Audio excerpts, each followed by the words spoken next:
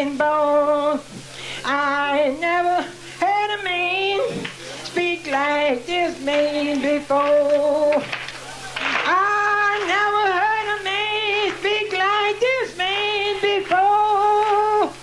All the days of my life, ever since I've been born, I never heard a man speak like this man before. Father Cares, The Last of Jonestown, from National Public Radio. How do you feel about it? You may die tonight. I'm prepared to die for this family if I have to for freedom. Thank you, Dad. A story of murder and a story of suicide in the jungle of Guyana. Congressman Brian, you're a wicked man. A story told by many voices, including the voice of one who might have been there, one who survived. In the aftermath of Jonestown, the FBI found in the jungle hundreds of taped cassettes, 900 hours of recordings made in Guyana and some in California. James Reston Jr., who had visited Jonestown in the days just after the tragedy, filed legal action under the Freedom of Information Act to obtain access to the tapes. Reston has now written Our Father Who Art in Hell. This radio program is the story of the last of Jonestown, based on Reston's research for his book, including the actual tapes, the recordings of the voice of Jim Jones, and the followers of People's Temple. The story ends on the night of November 18th, 1978. You will not hear the actual tape from that night, The Sounds of Death. You will hear a reconstruction of that night. The program does contain material and language that may be offensive to some listeners. The narrative was designed by James Reston Jr. and Noah Adams to share the consciousness and memory of those who knew what happened in Jonestown. At the end, he would say he was born out of due time, the world not ready for his message. He was too highly evolved. His principles were too pure, his commitment too deep, his love too all-embracing for this time, for this planet consumed as it was with hatred and racism and greed. The most segregated institution in America is the church at 11 o'clock on Sunday morning. The most segregated institution in America. The most racist institutions are the churches. You can hear hate. You can listen to the broadcast over and over, all through these religious broadcasts. You can hear hate. If you just listen with a close ear, with a scrutinizing mind, you can hear hate all the time, teaching people to hate one another. Perhaps Father was evil decades before. Perhaps he was insincere and cruel and even bestial from the beginning, but he was surely bold and exciting with an animal sexuality. His voice was captivating, his presence commanding, his power was overwhelming. I've got to find out who's willing to think. The truth will set. It's only right that I get somebody to be like I am. I want you to be like me. I don't want you to worship me. I want you to be like I am. I want you to become what I am. I want you to enjoy the fearlessness that I have, the courage that I have, the compassion that I have, the love that I have, the all-encompassing mercy that I am. I want you to be what I am and something greater. I want you to give you more than I have. I want you to be greater than I am. And if you don't want to go this route, then go to hell where you want to, but don't bother me. He rose from a silent stage in the early 70s, a passive time, and gathered needed passive followers. So this is their story too, they too complicit in the crime of Jonestown. He would tell them so at the end to urge them on. Father had always thought of himself as a historic figure, and therefore, knowing that everything he said was important, he recorded his descent into history. Starting early on, when the People's Temple was rising with enthusiasm in the Redwood Valley of California, when he proclaimed he was divine. We're dealing with some serious matters. Oh, thank you, Father. and devised ways to show it. All right, thank you, because I'm going to heal you now and save you from the worst death I know, your throat being opened up and having a tracheotomy and having unable to speak. I'm going to take away the hoarseness that's in the morning. Now, you just begin to vomit, and the cancer will unlodge. Here. Hands clasped. Hands clasped. Oh, it's all right. Just clap your hands. I think it'll be better. This mountain shall be removed. This mountain shall be removed by the Spirit. Now, just put your hand in there and vomit. Put your hand in. Keep on clapping. She's putting her hand in her mouth to loose it. To loose it. Feel it. It's not about juice, but by my spirit. Now, I feel it loosening. Now it is. Now it is. Now it comes. There it comes. Spit it out. It is. All of it's gone. Gone. All gone. There it is. The blood. Spit it out on the floor and on the hands. There it is. Now where it's broken, where that tissue, the poison breaks, it'll be an awful bad taste. So give her. There it is. Spit out all the blood all over their hands there on the floor. The cancer's out of her throat. The tumor's healed. Came out of her body. Right now, spit out here before all these thousands of people present. Let's praise the name of Jesus Christ. This mountain shall be removed.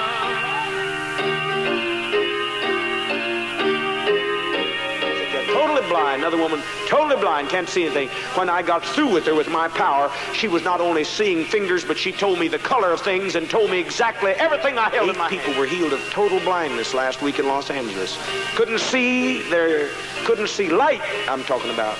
The healing ceremonies were glorious spectacles of often rather amateurish sleight of hand, but Jim was always quite open about the purpose of the ceremony. They do not want the healing of the mind. Heal my toe, honey. Heal my back. Heal my bottom. But don't you heal my mind, because my mind is too sick. Those who didn't like these displays, or later the crude language, left right away. Those who stayed accepted the fraudulence to receive the message, one that became a combustible mixture of sacrilege and socialism. By his own testimony, Father's spark of divinity had ignited into a great flame consuming all other gods. He said that he had come to the world under the guise of religion for the very purpose of destroying religion. And yet, many of those who had come to the People's Temple from the other churches came with Christianity, and they could say, why not? In this time, why not the second coming? This time, this man.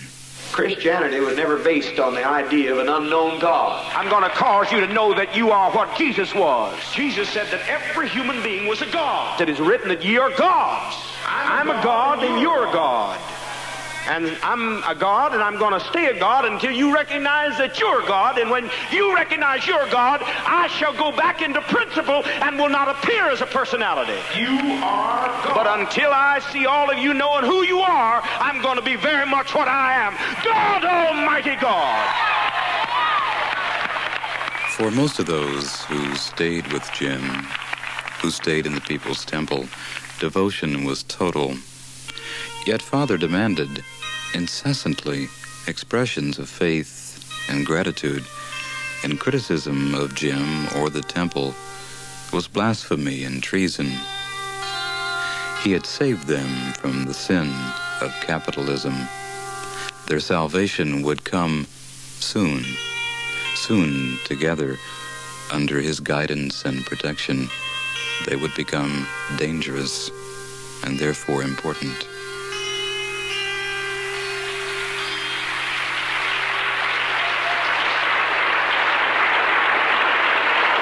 Just remember, nothing worse than putting somebody in a corner when they've tried over and over and over to do righteousness and no one receive it. And you get them in a corner, they're extremely dangerous. Extremely dangerous, aren't they? And I think you can sense the hands of these people that we are nonviolent people, but we're extremely dangerous. Because we've been fed up with anarchy and fed up with rebellion and fed up with selfishness.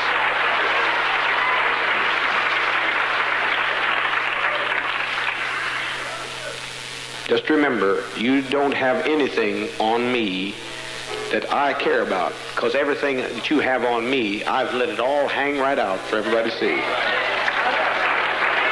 Now you get worried about yourself. I don't mind losing my life. What about you? I don't mind losing my reputation. What about you? I don't mind being tortured. What about you? I'm just no longer afraid, and I've lost interest in this old world of capitalist sin. And racism, I've lost interest in it. So if somebody wants to make me stay in it by compromising with filthy-minded people that cannot even have respect for somebody that would die for even his enemies, and they want to cause anarchy in our midst, I would just as soon bring it all to a gallant, a glorious screaming end. Just bring it to a screeching stop in a one glorious moment of triumph. So you think about it. In the beginning of 1977, Father was at the peak of his power. The temple had churches in San Francisco and Los Angeles, as well as the Redwood Valley. Dad said 20,000 people had joined. His newspaper, The People's Forum, was reaching 600,000 people in the Bay Area, and he had been named the head of San Francisco's housing authority. Jim was being praised by the mayor and the city council, even California's lieutenant governor. But then defectors from the People's Temple, traitors, Dad called them, started telling stories of manipulation and beatings and sexual depravities, things going on behind the closed doors.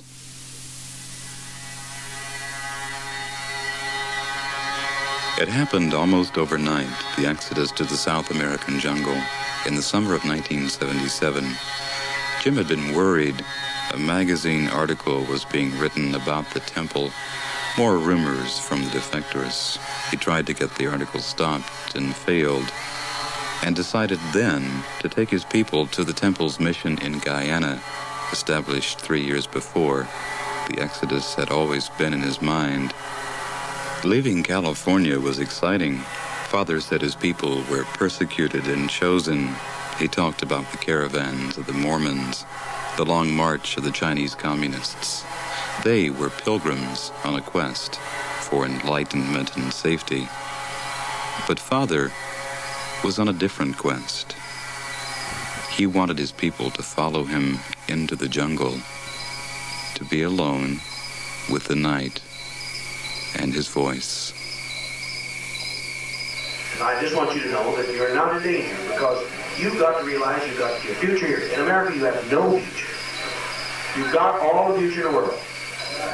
The sanctuary was in the small socialist country of Guyana on the northeast coast of South America. The mission land 24 hours away by boat from the capital city of Georgetown. A trip through silty coastal waters, and then inland upriver, slowly along the Kaituma. The Guyanese government had wanted people to settle here, but despite the lush jungle vegetation, it wasn't good land for farming. It was the proverbial desert, disguised as the Garden of Eden. The rains would come and the jungle would grow, but that was all. And yet there was a strange beauty here. The trade winds blew constantly, cooling the intense heat. The air was clean, the sunsets were lovely. The tropical birds and the exotic fruits, all a welcome change from the noise and the filth of the San Francisco streets. Their energy pleased the Guyanese. Land was cleared, crops were planted, wooden buildings were put up. Officials would often come to Jonestown to see how the pilgrims were doing, perhaps to learn lessons for their own people, and to check on the health and education facilities. And sometimes experts came to give lectures about what was out there in the jungle. The North American coral snakes, I think you have a rhyme. Red on yellow, kill a fellow, red on black, venom lack. I don't know how many of you know that rhyme. You are not in North America anymore. Forget it. It does not work on the South American brand. So, if you see a snake with black, red, and yellow rings right around the body, There is a good chance that you're looking at a coral snake. He is really bad medicine. If you get bitten by one of those, then you do get a really bad bite.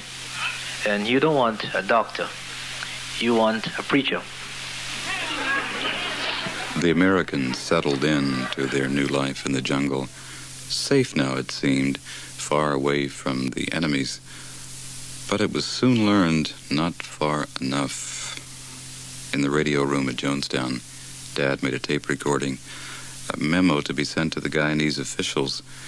The message was an explanation of a problem that had come up, a problem caused by, as Jim called it, revolutionary sex. Some years ago,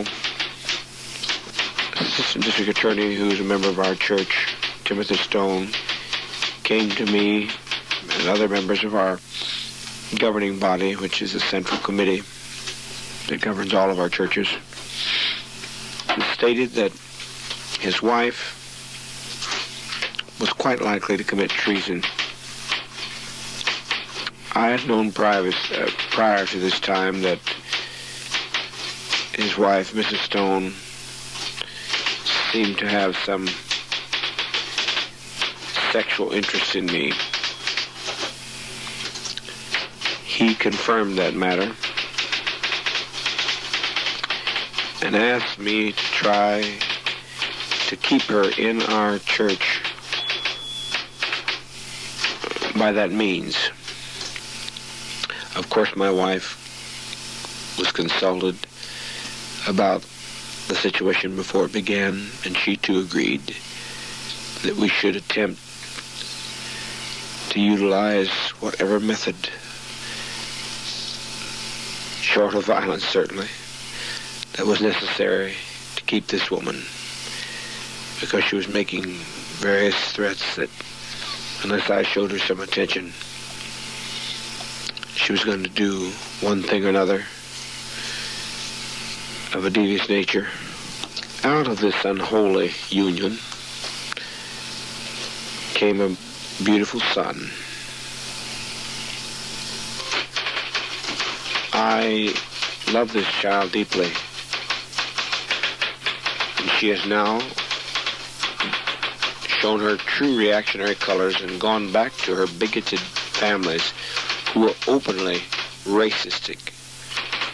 I would rather die than see the child brought up in such an environment. Needless to say, this is the reason why I'm staying close to our new home of Guyana these days. That was Jim's side of the story. There was another. Timothy Stone had once sworn that Jim had indeed sired the child, John Victor. But now he said that wasn't true, that he'd signed the paper under duress. And Grace Stone would also insist that her husband, not Jim, was the true father. There has never been any real proof. Only 2 months after they got to Guyana, Grace Stone's attorney traveled to Georgetown to ask the Guyanese court to enforce the legal order from California giving custody to the mother of the child. The attorney expected cooperation from the Guyanese authorities and expected to take John Victor Stone back to California. Jim had different ideas, and the first white night took place. The first night in this strange land when they would not know if they would live or die. There, with the rain and the mud, the people of Jonestown decided they would never allow John Victor Stone, Jonestown's child, to be taken away. Jim's voice on the loudspeakers deployed them out into the dark. They stood in defiance, a wet, bedraggled group. Even the children, even the sick and the old, with machetes and pitchforks waiting for the attack Jim promised was coming, waiting for the first sniper's bullet. And Jim went into the radio room to contact Temple headquarters in San Francisco by shortwave. He felt betrayed by the Guyanese government.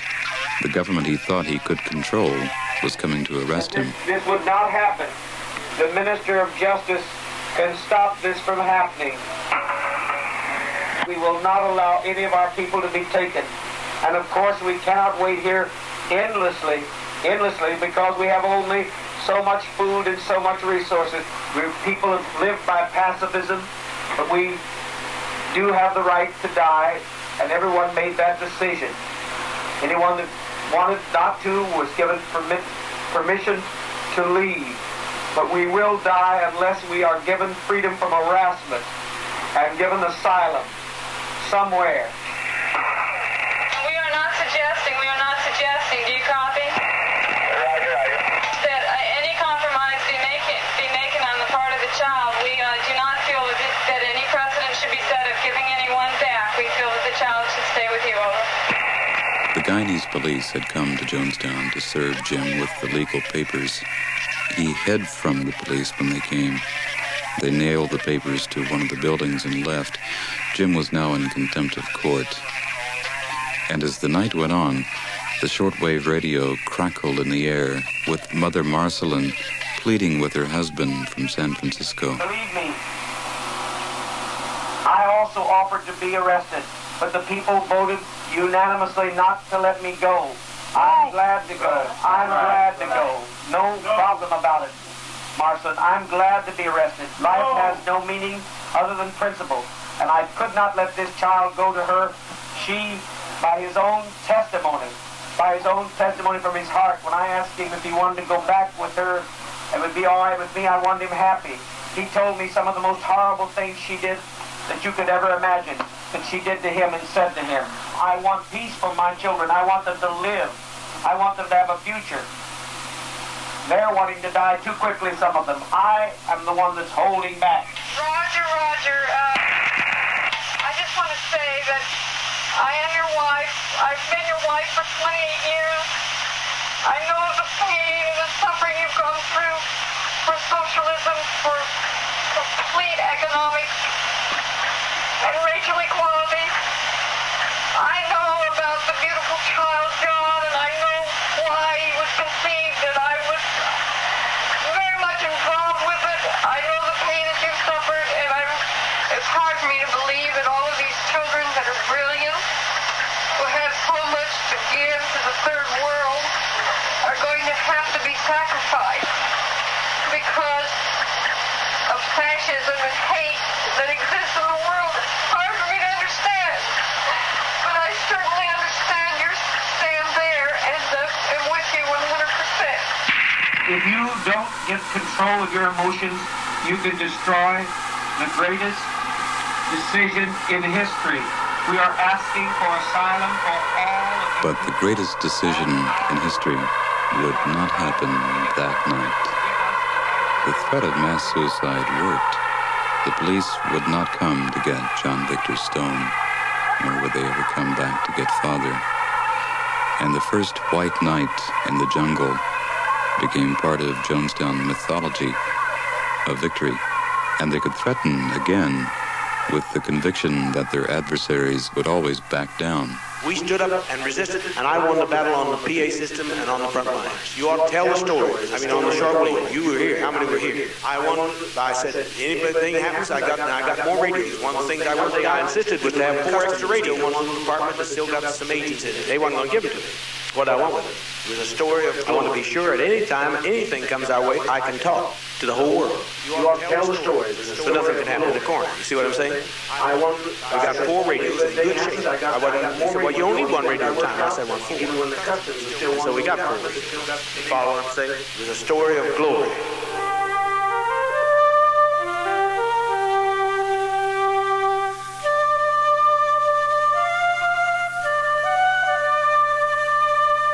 The people of the temple worked long days in the fields, stood in long lines for food, and at night after dinner, they would be assembled in front of the pavilion for the town forum meetings. Everyone, even the children, almost 1,000 people looking up at Father. He would ascend to the big wooden chair cushioned with pillows, a small table beside him, a cup of soda pop always full. His aide stood behind him, the temple band off to one side, and for long hours, well into the morning, he would hold forth as the leader and inquisitor and judge, father and God. He led the songs and the prayers and the trials and told them of fearful events happening out in the world they had escaped. He was their only source of information, their only dispenser of justice. Just before their only Christmas in the jungle, Jim's mother died. She had come with them to Jonestown. The death came at a tense time. The U.S. government had stopped sending the Social Security checks, a mistake that was quickly corrected, but it was perceived as a threat since the seniors of the temple were bringing in about $40,000 a month. The night after his mother died, Jim talked about the death. He was bitter. He blamed the people for making his mother worry. And then he talked about much more. That's what you have to get to do. I didn't do that. No, I never did in the States, but I do it now. I buy whatever the hell I can get. You know you can buy a telephone bill and buy your mail. You can buy anything in the United States. Yes, you may go to the restroom. They'll take our money to give us information about the FBI. Don't tell me they won't, because I've already got it. They take my money to give me information on who Grace Stone's talking to, and don't spare her neck. If you want to commit treason, you better be sure you know who you're dealing with, because after we were all dead over here, you might go to a social party after you're trying to get your little reward, your little 30 pieces of silver for selling out the greatest people on earth, and you walk in with the Judas tribe, and the wife of Judas might be one of the ladies I'd laid to make a socialist.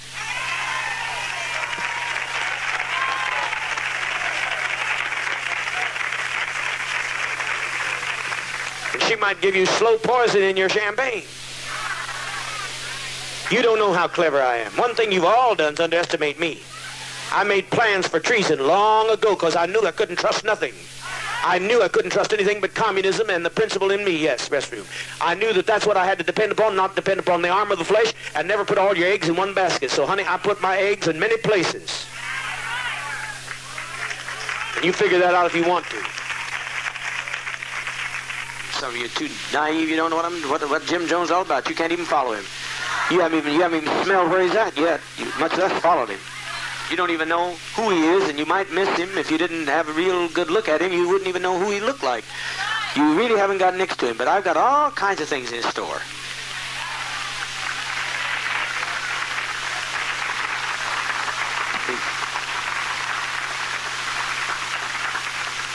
You who are stupid pissants and reptiles and lower than the primates, you can make a whoopee if you want.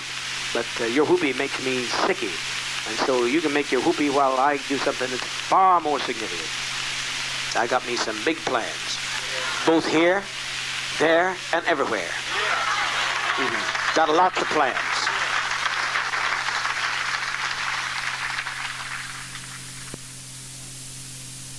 This is NPR, National Public Radio.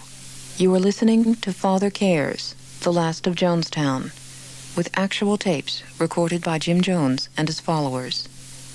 You're listening to Father Cares, The Last of Jonestown on National Public Radio for the state's capital, listener-supported FM 89, KXPR Sacramento. A variety of news programs from National Public Radio are broadcast here on FM 89, including the award-winning All Things Considered, every day at 5. We also broadcast classical music, jazz music, drama, radio drama, including Star Wars, and a Prairie Home Companion. If you're new to the station, you can phone us right now for a free copy of the FM 89 program guide. The number is 454-7100. Or if it's more convenient to write, our address, FM 89, 6000 J Street, Sacramento, California, 95819. Again, that address, FM 89, 6000 J Street, Sacramento, California, 95819. Or if you'd like to phone us during the next hour or so, our phone number is 454-7100. You're listening to FM 89. Thousands of miles away in California, the relatives of Jonestown residents, their contact cut off from their loved ones by Dad, were becoming troublesome. A group was formed called Concerned Relatives, and with the prize defectors Timothy and Grace Stone, The custody battle for John Victor became the center of the challenge. They also sent a petition to the U.S. State Department charging human rights violations in Jonestown. It was complicated. For many years, Father had worked to break down blood ties. The bonds to him had to be much stronger. A crisis developed between Jonestown and the concerned relatives. In a newspaper, a parent was quoted as threatening to liberate his son from the jungle using mercenaries. And in Jonestown, a new theme for hysteria, Father imagining out loud gruesome scenes of paratroopers falling from the sky above them, invading the sanctuary. Father set up a stronger and more visible security force, armed with crossbows and often with guns. The people were frightened, but some were also proud. How could there be heroism without a strong enemy? The troubles continued. More accusations from California still unproven. The relatives back home, now the enemy, now became despised. And at night, the people of Jonestown lined up in front of the pavilion, eager to get to the microphone to testify, to tell Jim and the congregation the best story of what they would do to their families if they had the chance. Just tell us, right quick, one line, what do you think should be done with your relative? I'd like to kill my so-called brother and Bill Aarons for the crap that both of them have caused over these years since they've left. Mm-hmm. Thank you. Sandy knew that this was the last hope for many people, including children, and when she wants to ally herself with people who wish to destroy this place, I think she should be wiped out. How? It happened to occur to me, a good way of beating somebody up is to have them christened like a boat. If her skull was split, it would serve a good purpose. Mm-hmm. I sure don't want to give that christening of the boat to my precious black loved ones back there, because that don't mean much to anybody but the middle class, and they would definitely get that wrong. I think that Mrs. Tupper should die, and that I should Mrs. Tupper, this always kills me, this family. Mrs. Tupper.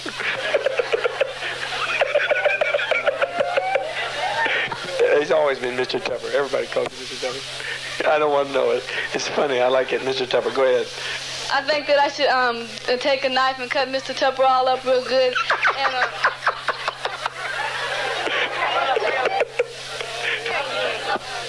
cut him up real good.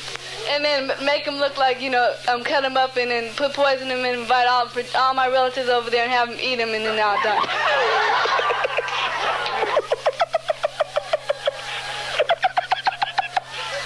You've been talking to Reb. That's what you've been doing. My mom is a damn fool. I hope I knock the fucking shit out of her.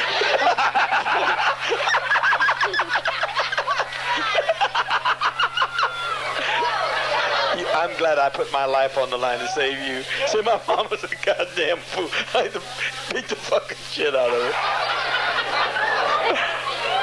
I dare her come out, because I'll be the one to I'm a shot her. Good. My mom was a goddamn fool. 1, 2, 3, 4, 5, 5, 4, 3, 2, 1. 1, 2, 3, 4, 5, 5, 4, 3, 2, 1. How do you copy me? Father demanded a news conference by shortwave radio. The press gathered in the office of the temple's attorney in San Francisco, waiting to hear a statement from Jonestown that was to refute the charges of the relatives. And in the jungle, in the radio room, Father was ready. He stood close as one of his aides took the microphone. My name is Harriet Trock. I have a law degree and am currently teaching at the Jonestown Community School. I have a statement to make on behalf of People's Temple in response to the grossly false and malicious statements that continue to be made about our community here in Guyana. Do you copy? And with Jim whispering instructions, Harriet charged that the allegations of the concerned relatives were cruel and monstrous lies, that the relatives wanted to bring mayhem to the promised land. Say, And they're a small number compared to all of the relatives you are planning to visit here. Okay, I have a long statement on that, but I put it in there. But then she made more clear, more public, the totality of their commitment. Finally, we would like to address ourselves to a point that has been raised, it seems, about some statement, supposedly issued officially by People's Temple, but whose authorship we here are unaware of, to the effect that we prefer to resist harassment and persecution, even if it means death. Those who are lying and slandering our work here, it appears, are trying to use this statement against us. We are not surprised. Do you copy? However, it would seem that any person with any integrity or courage would have no trouble understanding such a position. Do you copy? Dr. Martin Luther King reaffirmed the validity of ultimate commitment when he told his freedom riders, quote, "We must develop the quiet courage of dying for a cause," close quote. And we, likewise, affirm that before we will submit quietly to the interminable plotting and persecution of this politically motivated conspiracy, we will resist actively, putting our lives on the line if it comes to that. Do you copy?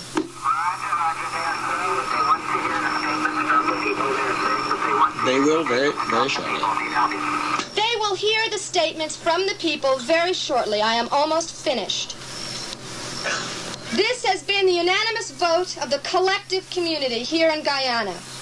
We choose as our model not those who marched submissively into gas ovens, but the valiant heroes who resisted in the Warsaw Ghetto. Patrick Henry captured it when he said simply, "Give me liberty or give me death." If people cannot appreciate that willingness to die if necessary, rather than to compromise the right to exist, free from harassment and the kind of indignities we have been subjected to, then they will never understand the integrity, the honesty, and the bravery of People's Temple, nor the depth of commitment of Jim Jones to the principles he has struggled for all his life. Do you copy? I am about finished.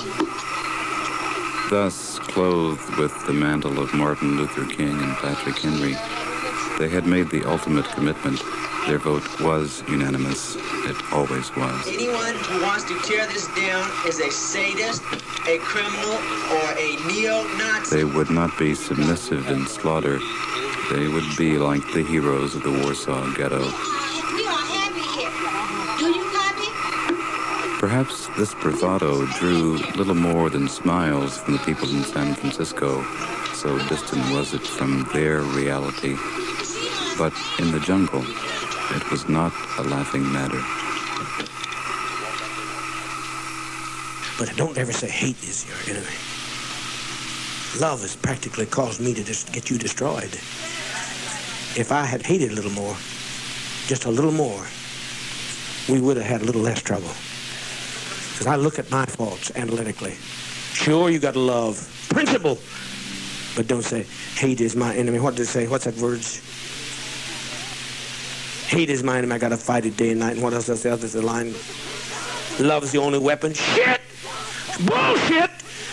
Martin Luther King died with love. Kennedy died talking about something you couldn't even understand, some kind of generalized love, and he never even backed it up. He shut down. Bullshit. Love is the only weapon with which I got to fight. I got a hell of a lot of weapons to fight.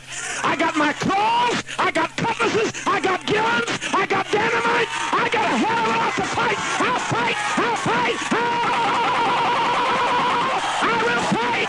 I will fight. I will fight. I will fight.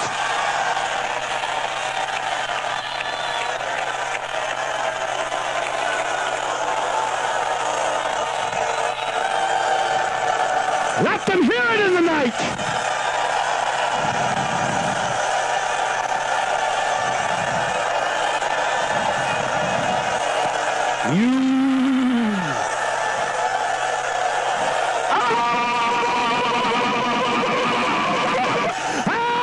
Yes, you fight.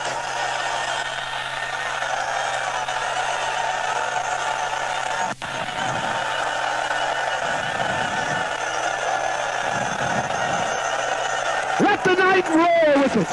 They're out there. They're out there. They're listening. Let the night roar with it.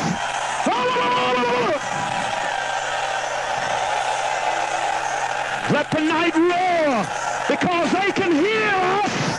They know we mean it. We'll kill them as they come.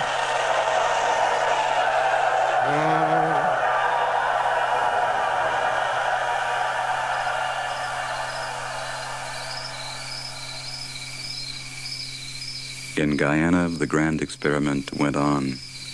More jungle land was cleared, more buildings went up, including a school, a large library, and the mission's health clinic, the best equipped in the area.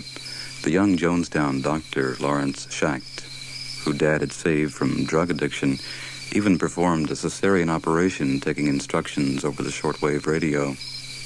And when a doctor from the States visited Jonestown, he praised Schacht as a modern-day Albert Schweitzer. But Father was not happy. He felt trapped, and he was sick, a stomach fungus, difficult to diagnose, causing a high fever. When people have given it all, we've gone through hell and high water and sacrificed. You think I'm going to let somebody betray that? He talked about the dissidents among them, those planning treason. He feared the secret resistor, the one who had learned to mouth the gratitudes, to sing the songs with gusto, to keep awake for the endless monologues in the People's Rally. But anyway, if you would run away, and you got all the way back to New York or Chicago, you won't get by. And Father was frightened of those who were trying to find a way to escape. The least indication of disaffection was to be reported. Anybody got any question about such a policy? Some tricky tests were devised, such as planting a disloyal statement just to see if it would get back to Father. You sure you understand the policy? And children began to spy on their parents. Then be careful. Well, Santa Claus is checking his list, going over it twice, seeing who's naughty and who's nice. For many, the experience in the jungle had drained their spirit and their soul dry. There had been so many crises, so many catharses, as Father grandly called his rebukes to them personally, that they were simply exhausted. And some began to long for the final crisis, because the endless, manufactured, unresolved emergencies had become the real hell. There was, however, some stirring of rebellion. If a direct challenge to Jim's authority were to come, it would be from the elite of the camp, among them many well-educated professional people, lawyers, nurses, social workers, former professors, and psychologists. So elitism and intellectualism had to be crushed by a simple method. Dad would send an intellectual to the psychological department, the ultimate Jonestown punishment. I'd just like to say about that comment I made that only intellectuals like me can understand it. I wasn't really referring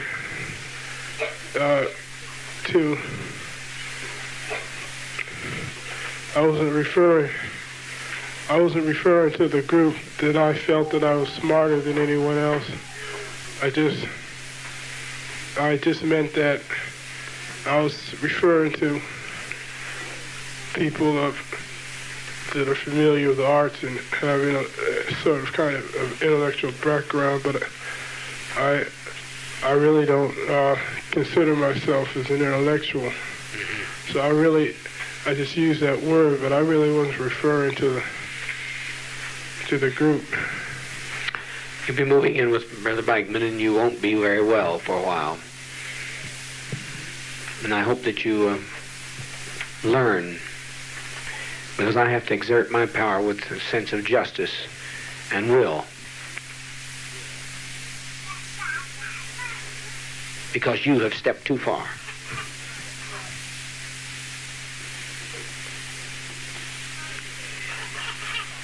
It's time you knew what Marx and Lenin and all of those thoughts, comparable thinkers, have to say about present conditions.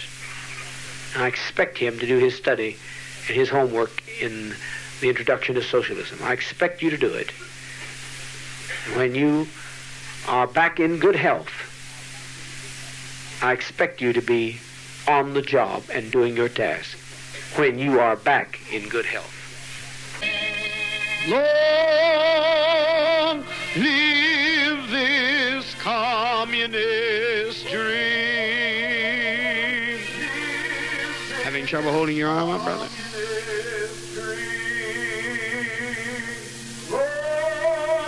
7 months before the end, one of Dad's inner circle got away. Deborah Layton Blakey, who for years had been intimately involved with the innermost secrets of the temple, part of a group of younger white women intensely loyal to Jim. But Jonestown was not what she had expected, so she said later. But she kept quiet about her rebellion, and her chance came. She was sent to Georgetown, Guyana's capital, to work at the temple headquarters there. And one morning, Deborah Blakey went to the American Embassy in Georgetown to ask for protection and for passage back to the United States. She spent 2 days telling the embassy officials all that was going on in Jonestown. Before, they had only hearsay evidence. Now, they had a first-hand account. For Jim, this defection was a catastrophe. He had trusted Deborah Blakey, and he had sort of a hostage system. When temple agents were sent out on secret missions, they usually left relatives behind, and Blakey's mother was still there. But when Jim found out and called for his people to gather at the pavilion, he didn't talk about Deborah Blakey. He brought up other problems. He said the American and the Guyanese governments were joining in conspiracy to end his glorious experiment. Who in the hell wouldn't be ready for a white night? When I'd like for one to come and not pass. His wife, Mother Marcelin, stood by his side, never disputing him now, and shouting out threats in a grainy voice that resonated with his. I'll tell you one thing, if you're counting on me letting you out, forget it.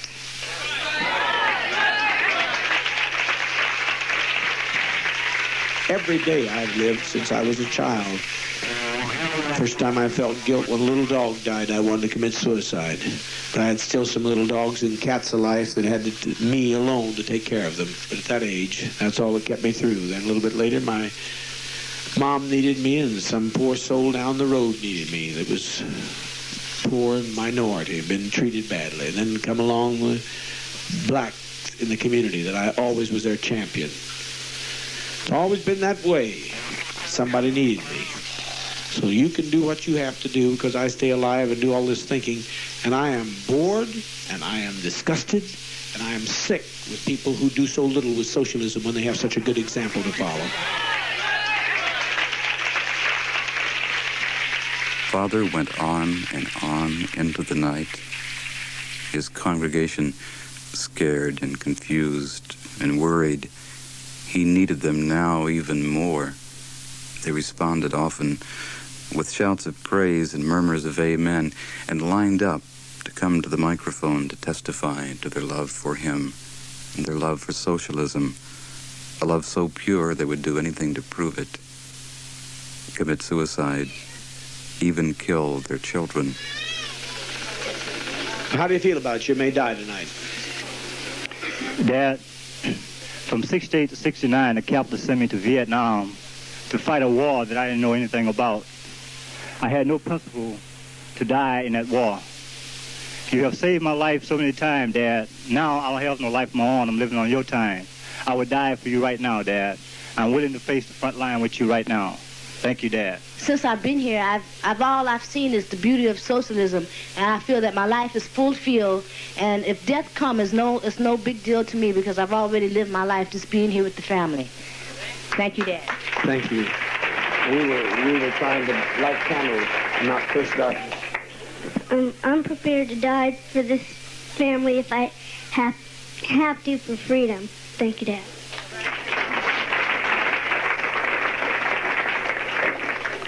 I'm also prepared to die after 44 years of not being able to contribute anything to this life or finding any point or reason for it at all, and not being well known at all. There sure would be no glory in it. But for the children here, for the freedom. As long as there's one remains on this earth that isn't free, none of us are free. And I'm prepared to give my life if need be. You would take your daughter's life if it came to it? No, I'd give mine in the place of hers. Would you like her to be taken by the fascists then? And hold it now. You got on a sensitive point, and that maybe you think about it. They brought up a sensitive question, and you may not understand the gravity of that question, but all of our children have faced this. We went through white nights, so they'll not be hurt by it. We haven't had any child causing us any difficulties by facing this kind of thought. Jerry, the question would be, if the fascists were coming up the road right now, and we were going to lay down our lives and fight for it, you say you would give your life for your child's, but would you leave it for the fascists to have?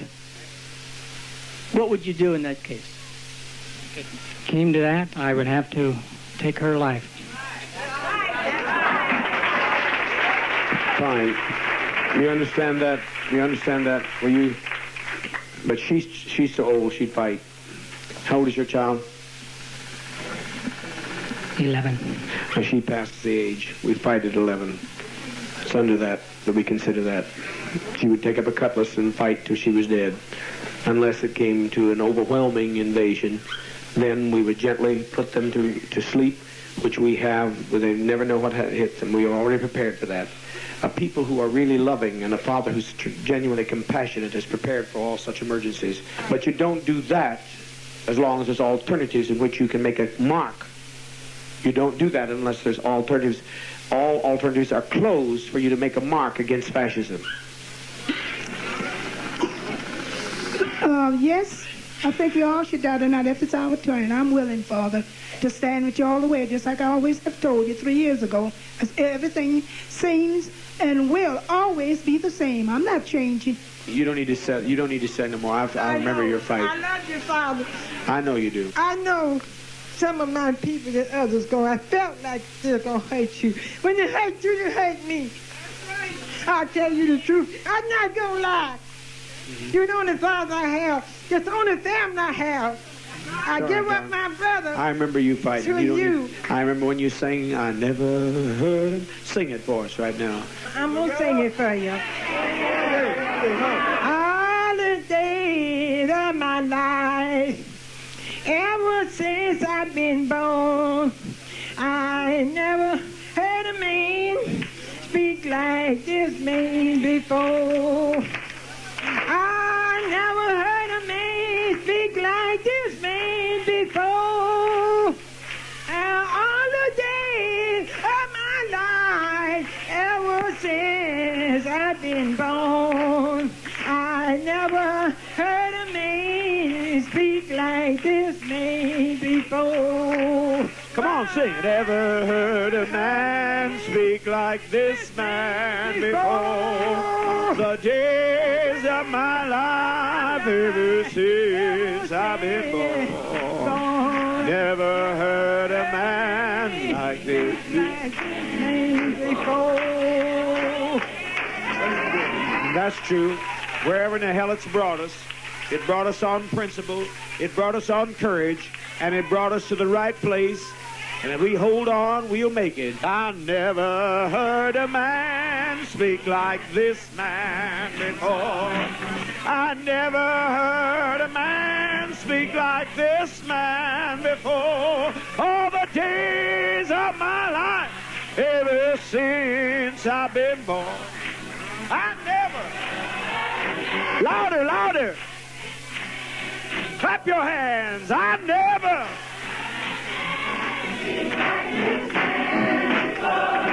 I never heard a man speak like this man before. All the days of this life, ever since I've been born, I never heard a man speak like this man before. Now make your sound move.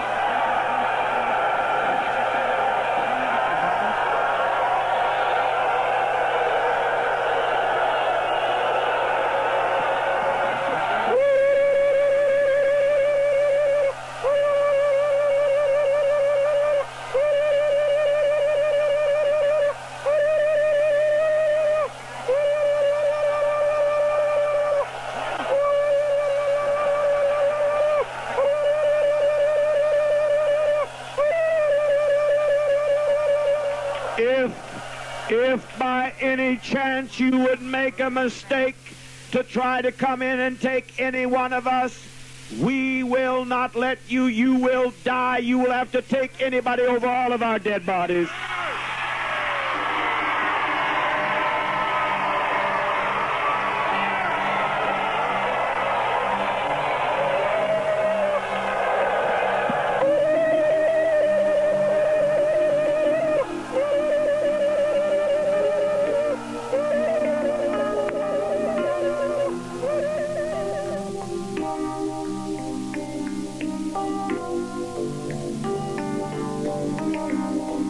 The night ended. Once before, Father had said, "We came so close, my darlings." But this night would be, in Jonestown legend, the night Father said he died. He meant it metaphorically. He had decided that his infinite goodness could no longer be given to his people and received. They were beyond his help. He had sentenced them, and then he suspended the sentence, waiting for the glorious moment.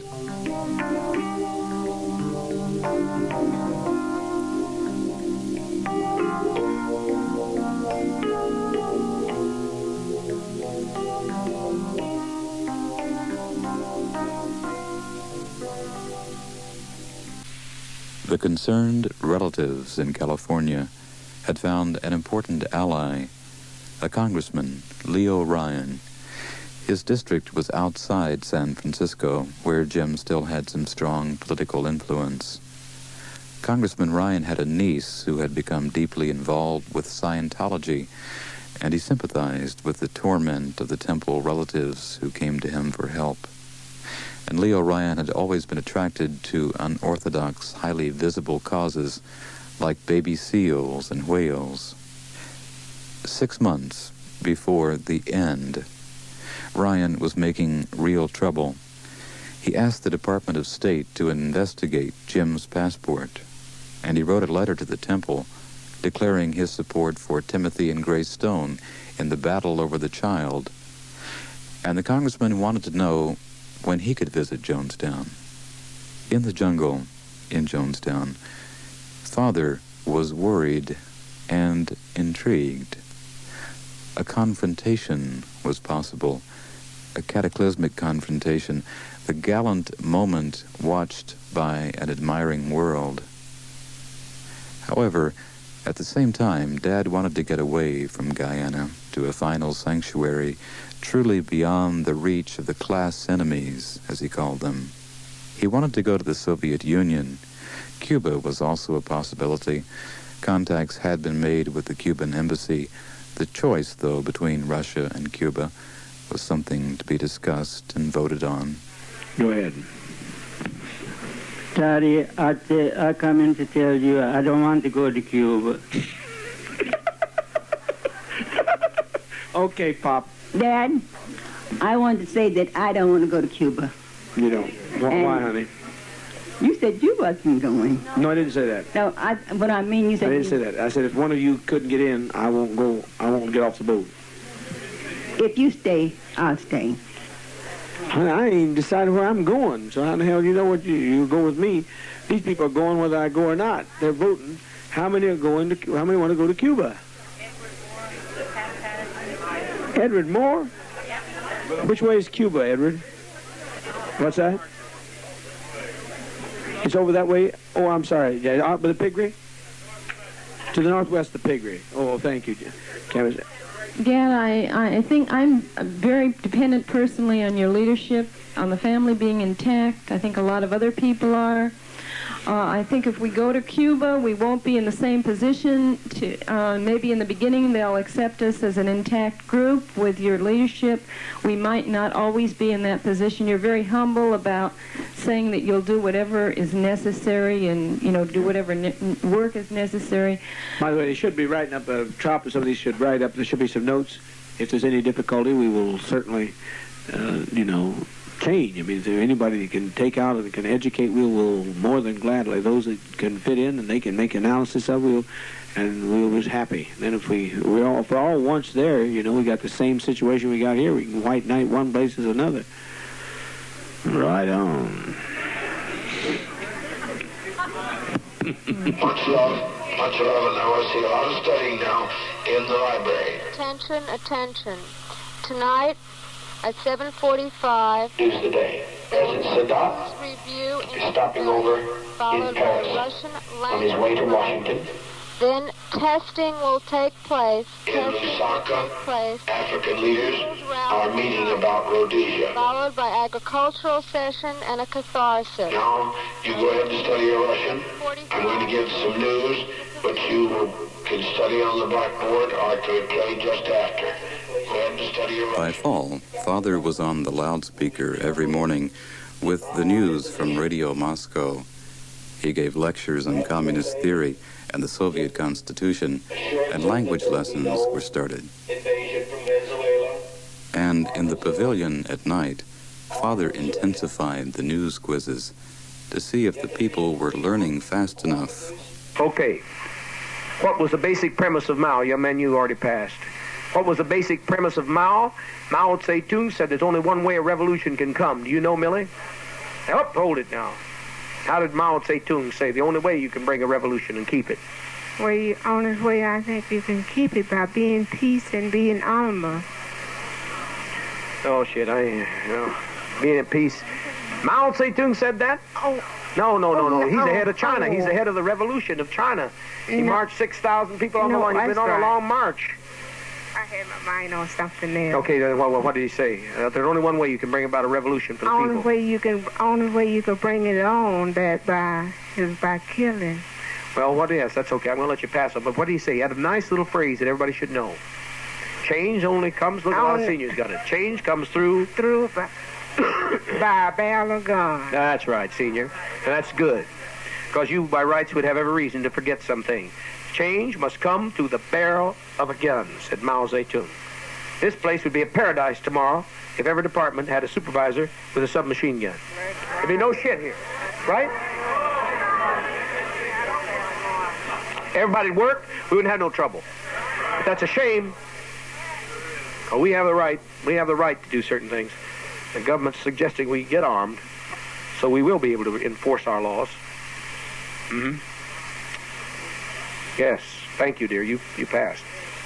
And constantly training about what to do, how to act, what to say, what to wear when important visitors came to Jonestown. What do you call this place? We call it Jonestown. That's right, say we. Good. Now, you never say family. Just say. I'm asking you, what about the weather, dear? How's the weather out here at Jonestown? I want to know about how the weather is. The weather is beautiful out here. It is? What kind of weather you got? I know beautiful. What the hell does beautiful mean? I'm going to talk like a reporter could talk. The weather is beautiful. You won't say that. What do you mean, man? What do you mean, madam, the weather's beautiful? What's that mean?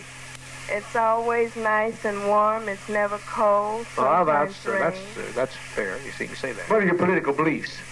I don't have no beliefs. You don't have any beliefs at all? You have no beliefs at all, woman? What do you believe in? In my own beliefs. What are your beliefs? Socialist? No, I don't want somebody to say the word because you can't even say it without mispronouncing it in the first place. Don't ever use a word unless you can say it. Socialist, socialist, socialism. I'm sick of this shit, but everybody ought to know how to say it. Socialism. But what are your religious beliefs, madam? Okay, I'll ask her.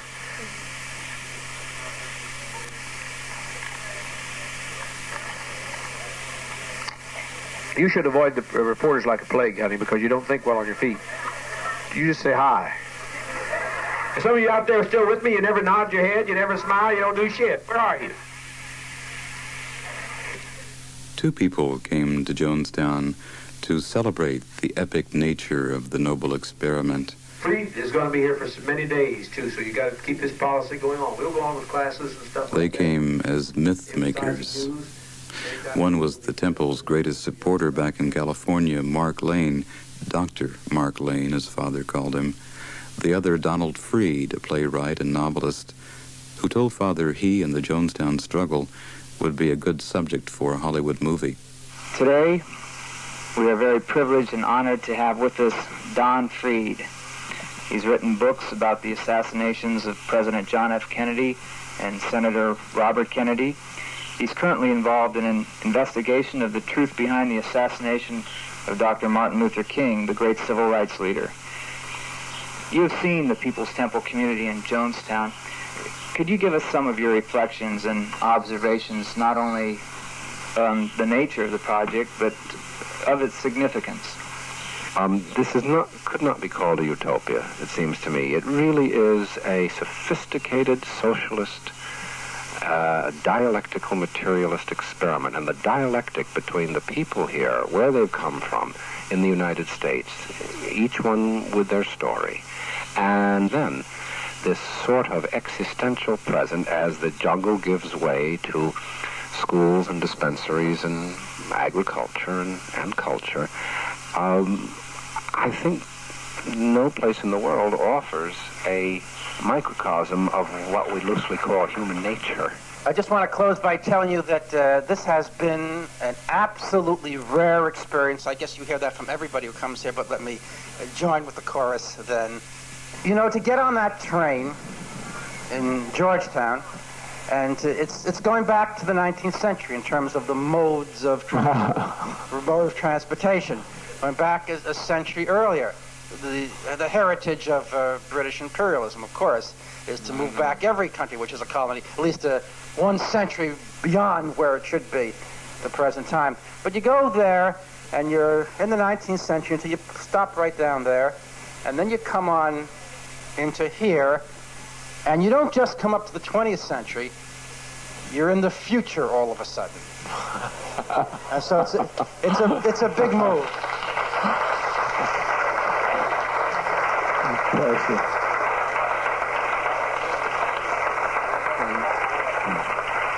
And either this is the future, or there won't be any. Because that's so true. That's so true.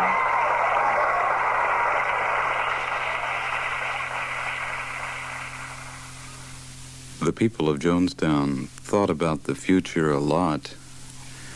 Father kept them confused and hoping. They knew, though, that they would not be going back to America. Very late one night, Father called one of the seniors up to the stage, a man who had made the mistake of telling friends about wanting to make just one more visit home. All right, how many witnesses are to him saying that he wanted to go back to the States?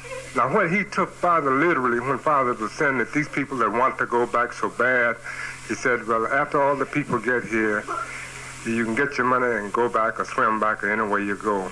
But he took Father literally that, he took that literally. He can. By the time we get ready, all of our people get ready to go back, he can float back. That's what you told him. And he took it. I mean that seriously. Yeah. I'm not playing. He said, I really want to get away from here, and by Christmas I will be gone. That may be true. That may be true. By Christmas, do you want to be gone? Yeah, well, by Christmas, do you want to be gone? By Christmas, do you want to be gone? I would ask you, could I go home to make a trip to see my people? By Christmas, you'd like to be gone? I would like to make a round-trip ticket. By Christmas, I'm asking you one question. You have listened here many times to what I've said, and I do not intend now to repeat myself. I have established myself on this proposition unequivocally clear, and I have now moved from an administrative socialist office into the office of Savior. Do you want to be able to go home, what you call home, by Christmas? No. I wouldn't intend it until after you people get your folk could try to go home. Till after you see you get all the folks over. It's a fearful thing to fall into the hands of a living.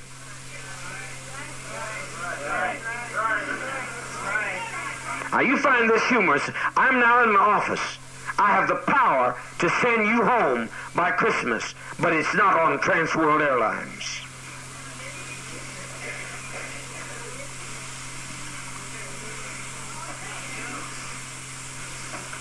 You just take anything and make a big thing out of it. That's not a big thing. That's blasphemy. It's blasphemy. It's blasphemy. It's blasphemy. They may find good humor in your much badgerings. I do not. It's blasphemy to talk about going back when you have not been given any approval.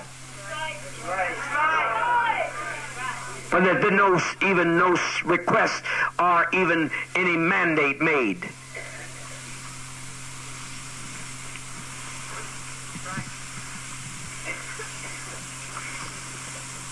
Now, if I cease meditating for you, you won't need to go home.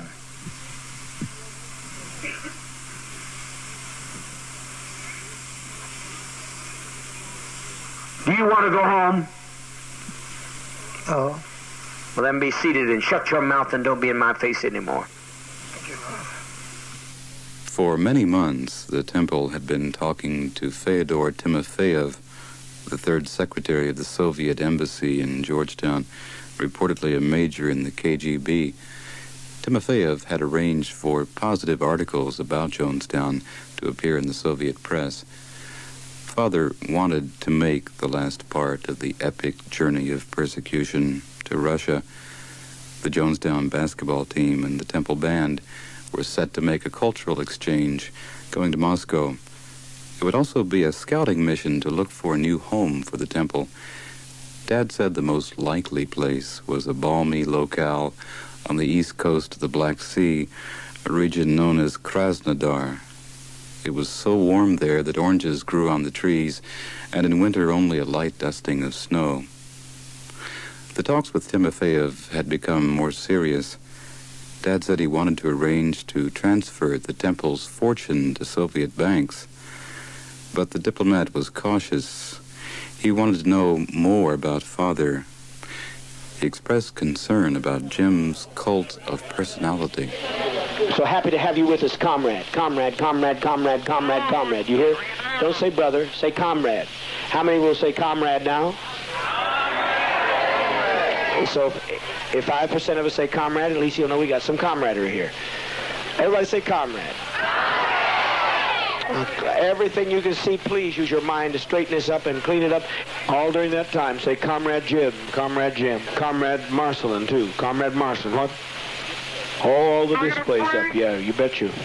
All the Soviet pictures, Lenin there, and you got, what's his name, that other old fool.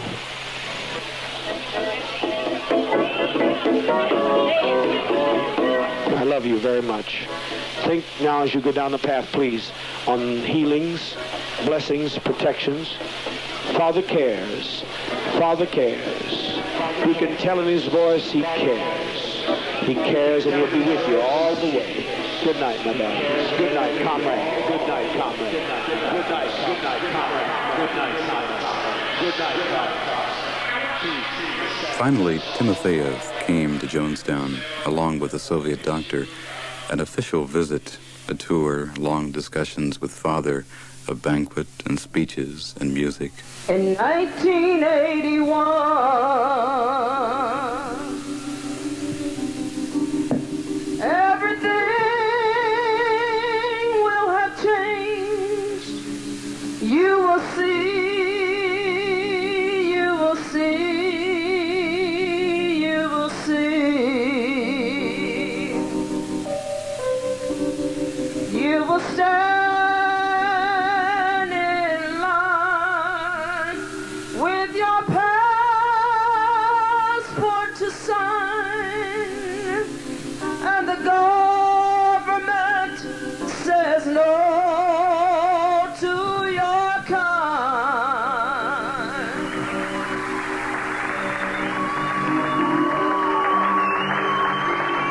For the first time, hundreds of guests have come through here in the name of socialism. Hundreds of guests, but for the first time, and now I give you without further ado the consular and the chief of the press department of the embassy of the USSR of Guyana, so proudly, Fyodor Timofeyev. Will you come forward? Come forward.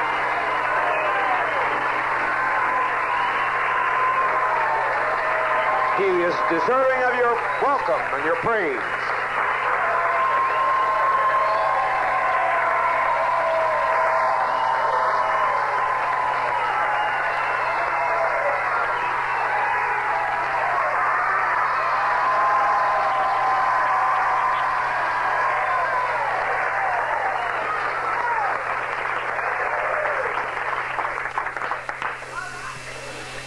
Здравствуйте, добрый вечер, дорогие товарищи.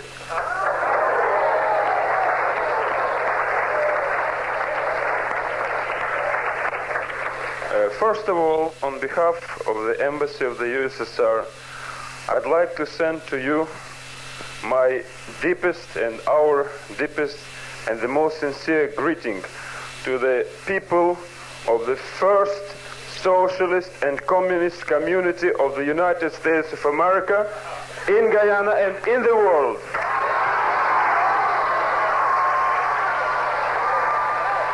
This gentleman said something that I cannot quote here that gave me more peace than ever before.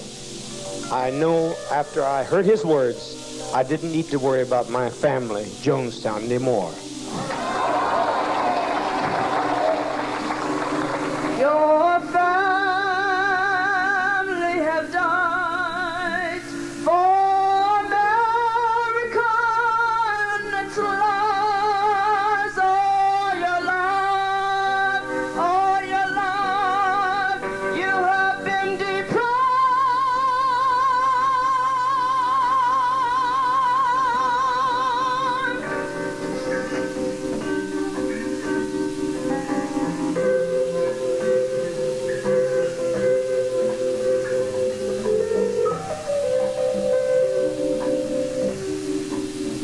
Yes, in the fall of the year, in 1980.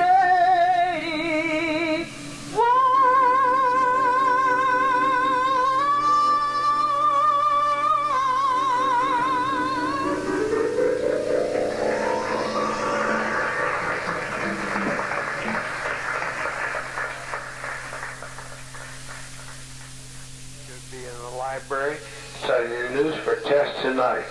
For Russian. I'm asking and demanding that insecticide do something about these flies. I thank you. I love you. Be in major supply when we see our top officials of the Soviet Union. I thank you. I love you. As a candidate for great promising future. In the last month, Father became desperately sick and seemed scared. You are insane. You don't understand the dire danger of the jungle. Thank you very much. I love you, but I must be stirred in defense of the lives of our children. You could not survive in the jungle if you were to get there. The snakes that can make your leg nothing but a mass of open ulceration. Check it in the medical office. And your eyes go blind and to be paralyzed. Snakes that kill within 3 hours or 20 minutes. Crocodiles that devour you in one gulp. Quicksand that swallows you up over your head just beyond East House. You have no business going in the jungle. I thank you. I love you. The fever stayed and got worse. The fungus honeycombed his lungs. So I'm asking you to be extremely careful. Do not wander out where the tigers are. Ask Ricky Johnson about that. When he was out there and lost, he felt the tiger brush right by him. That gets him. We advise you to follow that procedure 1,000%. Thank you very much. His diabetes gave him terrible headaches, made him dizzy. His hands and wrists were swollen to clown-like proportions. He's fine now, he's conscious and he's alert, so don't worry. Enemies can't kill him. He's going to get all of our enemies. His blood pressure soared to the stroke level. I'm very emotionally disturbed with another trader who has stolen our money. It only amounted to a few $1,000s. But I am disturbed, and that's what caused my heart attack. Someone in the States, and I'll get every last damn one of them. I want to tell you, every last damn one of them will die they will die. I declare unto you, I will not stop until every last one of them is dead, and I'm a long way from death. Even though I was 3 minutes dead, I'm a long way from dead. He had lost 40 pounds. If nothing happened, he would soon die of natural causes. For the third time running, someone has tried to poison my food. We have the sediments. We're going to study them under the microscope. What kind of beast do we have in our midst? The addiction had begun in late summer, starting with brandy and quaaludes, then injections of tranquilizers and antidepressants. Father thought he had cancer, so he started taking powerful antibiotics as well, destroying any natural defenses his body had left. His speech slurred, his mouth was dry. He licked his lips constantly. Most of the time he lay in his bed, drugged, naked, delirious. Father looked and sounded pitiful, and the sight of him instilled in some of the people a desperate desire to escape. In others, the will to commit suicide before Father wanted it to happen. If you feel suicidal, I may be able to lift certain burdens. Don't be so silly as to lay your life down to give the fascists a laugh and the newspapers a headline. Please, if you can't relate to that, relate to the Wilmington 10, or Patrice Lumumba, or Steve Biko. How many do I have to name? This is horror. This is horror of horrors, that we would let down people like that. I can't imagine it. A congressman was coming. And they've got a congressman they want to come in who's close to the member of the John Birch Society, just to drop in, and my opinion is to tell him to stick it. Leading a real invasion, real enemies, including the newsmen and the concerned relatives. Father said the congressman had supported fascist dictatorships and racism. The congressman was wicked. His invasion was evil. They must be ready. I've got to be involved in the radio room ready at night because of a master plan to try to tear up our right to freedom. Just days before the congressman would arrive, a drum of a dangerous chemical was unloaded at Jonestown. It was quickly stored away in the clinic, but a few of the people saw it. They tell the most horrible tales. They whip up dreams of madness out of their own nightmares and evil souls. Late on the night of November 17th, after the festivities at Jonestown put on for the visiting press and Congressman Ryan and his staff, a note was given to Ryan from a temple member who wanted to escape. The next day, 14 people asked to leave with the congressman. A televised interview, Father seemed to come apart before a world that watched. Later, Congressman Ryan was attacked by a man with a knife, not seriously hurt, and he soon left with his staff, with the defectors, with the newsmen. A flatbed truck followed into the jungle, carrying the gunmen. Father called them his Red Brigade.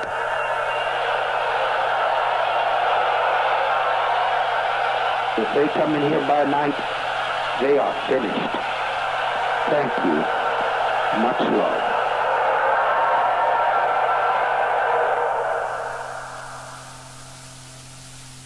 Dad climbed up into his chair for the last time. His first words, "I've tried to give you a good life." His voice was strong again, perhaps the last power he could bring to himself as savior. He said they were sitting on a powder keg. Things had happened. The fascists would soon come after them. And when the troops came in along that muddy road, they had better not find anyone alive, because they would torture them.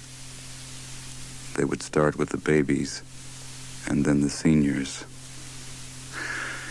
So Father made his final proposal. There was not immediate agreement. The people wanted to talk about it. What about Russia, somebody asked. Father said it was too late. How could Russia accept them now that the murders had happened? Maybe the congressman was still alive. Maybe the plane had not fallen from the sky. No, Jim said. The congressman was dead, and 3 newsmen were dead, and a defector was dead. The line formed. The children were first, the seniors next. Be kind to the seniors, Dad said. Some seemed peaceful, even grateful. Others fearfully doubtful, but they saw no escape, no rescue. A few resisted physically. They were held down, the poison injected. There was screaming, almost chaos. Father had said it would not hurt, and now he scolded those who made a fuss. The screaming was not dignified, not communistic. But many now knew that this had nothing to do with communism. And a few got away. An old man lay in a ditch pretending he was dead. An old woman slept through it all. A security man tricked a nurse and hid under a house. And one man made his way to the back of the crowd. There, a guard, a woman, challenged him with a crossbow. No, sister, he just wanted to say farewell to some friends. She softened, they embraced. And when she turned away to look again at what was going on in front of the pavilion, he ran for the jungle, fighting his way several 100 yards in, and waited there, perhaps 2 hours, listening to the wail of pain, slow to end. And then it was quiet. In the dark, he crept back into the camp to get his passport. Across the way, near the pavilion, someone moved. It was Father's nurse. She found Jim on his pedestal, surrounded by his now silent followers, 911 of them. He had swallowed a fistful of barbiturates, but he would not or could not take the poison. And there, in the faint light, Father saw the woman. He begged her to shoot him. She arranged his hands across his chest in a pious pose. She put a pillow under his head to make him comfortable. She shot him in the left temple, and then she flung the weapon away in disgust.